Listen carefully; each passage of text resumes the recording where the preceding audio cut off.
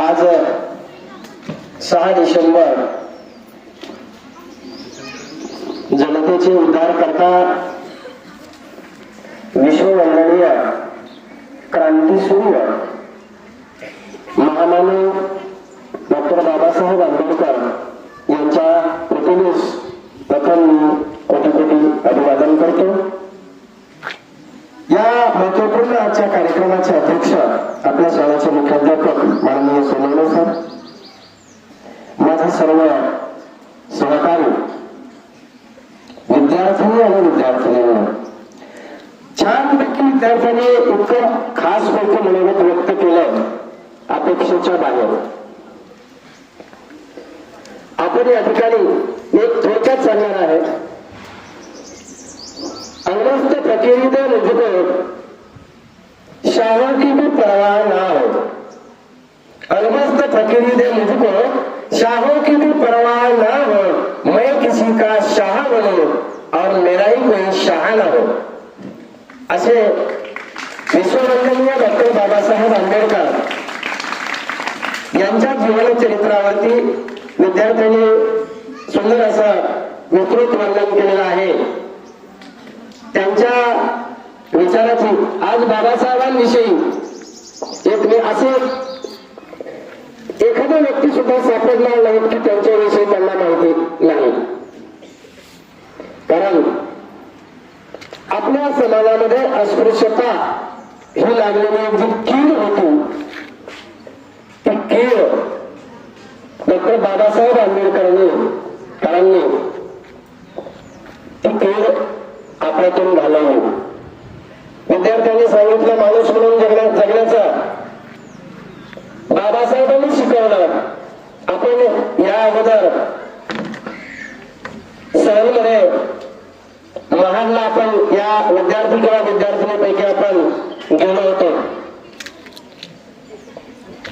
ज्या महाडमध्ये एक चौदार तळ म्हणून आहे जे आज प्रेक्षणीय स्थळ म्हणून घोषित केलं ते बाबासाहेबांमुळे। ज्या तळ्याच्या पाण्याला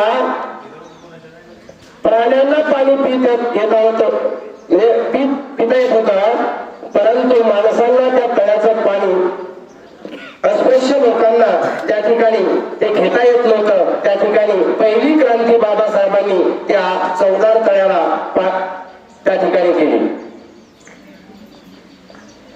बाबासाहेबांचे अमोल विचार, त्यावेळेसची परिस्थिती पहा, आजची परिस्थिती आणि त्यावेळेसची परिस्थिती।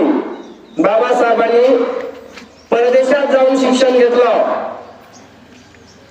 मी बऱ्याच वेळा शिकवताना उदाहरण देतो, इंग्लंडमध्ये सगळ्यात मोठी लायब्ररी आहे, पुस्तकाचं ग्रंथालय।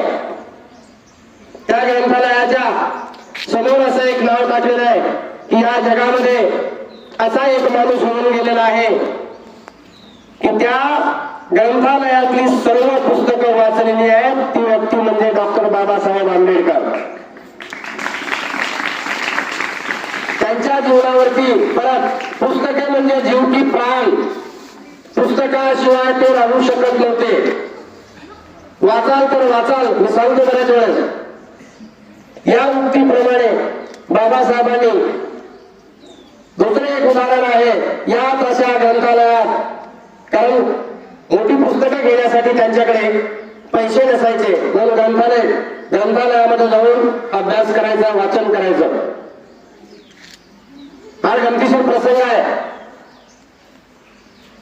त्या ग्रंथालयात वाचत जेवढा जास्तीत जास्त ग्रंथालयात जाऊन वेळ मिळेल तेवढा वेळ त्या ग्रंथालयात घालवा। एके दिवशी वाचत असताना वाचत बसले, ग्रंथालयात बंद करायची वेळ झाली आणि त्या ग्रंथपालाकडनं बाबासाहेब गेले असतील म्हणून किंवा सर्व मुलं गेले असतील म्हणून त्यांनी ग्रंथालय बंद करून गेले। अख्खी रात्र गेली, दुसरा दिवस उघडला। उघडल्यानंतर ग्रंथालय उघडलं आणि झाडलोट करण्यासाठी गेले तर त्या ठिकाणी बाबासाहेब बसलेले। बाबासाहेबांना त्यांना सांगितलं, बाबासाहेब ते म्हणले झाली का वेळ ग्रंथालय बंद करायची. काही वेळा माणसा की रात्र गेली, दुसरा दिवस उजाडलाय. म्हणजे पहा एवढे पुस्तकामध्ये व्यथित असणारे बाबासाहेब. या ठिकाणी एक गीत आहे, हिंदी गीत आहे, सांगतो कधी कधी वर्गात पण मी. आदमी मुसाफिर है,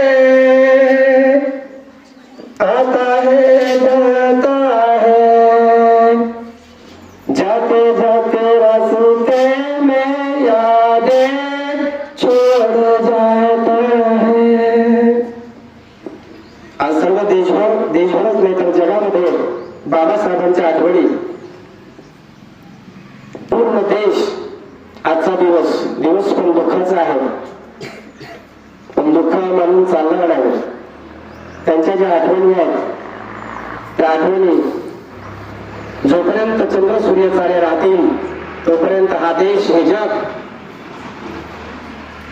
त्यांच्या आठवणी सांगत राहील आहेच. आणि त्याचप्रमाणे आपण सुद्धा त्या ठिकाणी चालायचं आहे. कारण बाबासाहेबांनी फार त्यांच्या विद्वतेच्या बळावर जोरावरती एक ज्ञान सांगतो मी. मंगने वाला म्हणता है फेका टुकड़ा खाता है, मंगने वाला म्हणता है फेका टुकड़ा खाता है, जो दिल दिमाग पे चलता है वो जूते मार के लेता है. म्हणून या समाजामध्ये बाबासाहेबांनी अशी क्रांती केली. ती क्रांती कुठपर्यंत गेली म्हटलं तुम्हाला, चंद्र आणि सूर्य हे जोपर्यंत राहतील तोपर्यंत बाबासाहेबांची क्रांती आणि ख्याती राहणार आहे. आणि या विश्ववंदनीय डॉक्टर बाबासाहेब आंबेडकरांना पुनश्च एकदा नमन करतो. आणि शेवटी एक त्यांचं गीत आहे